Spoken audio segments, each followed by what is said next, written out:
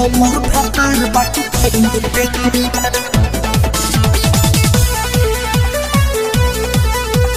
हमर भतार बाकी खैनी बेचेला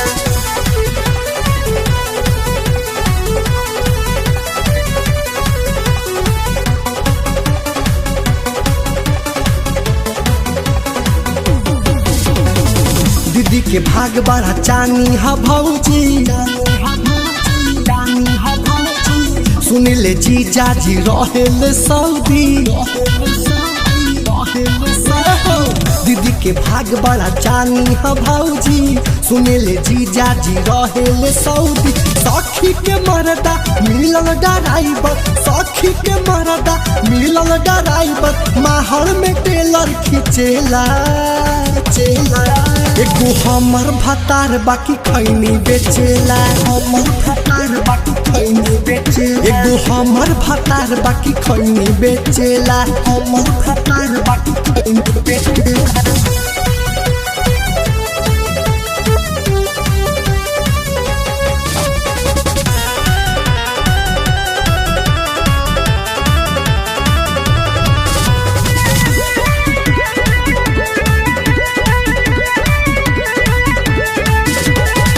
मोरा जवानी में लगावे न चूना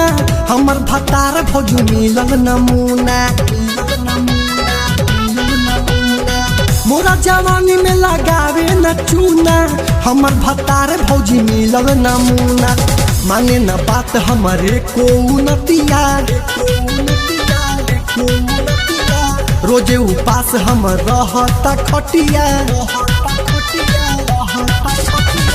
माने न बात हमरे को नतिया रोजे उपास हम रहता खटिया कितने के बेचनी घरवा में आके कितने के बेचनी घरवा में आके खाता पर कलम से लिखेला एगो हमर भतार बाकी खैनी बेचेला हमर भतार बाकी खैनी बेचेला एगो हमर भतार बाकी खैनी बेचेला हमर भतार बाकी खैनी बेचेला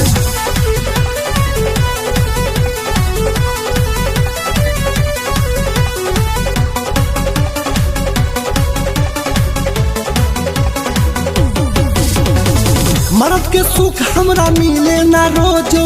कहेला रहबे त रहना त जो मर्द के सुख हमरा मिले ना रोजो कहेला रहबे त रहना त जो राहुल हलचल के कैसे समझाई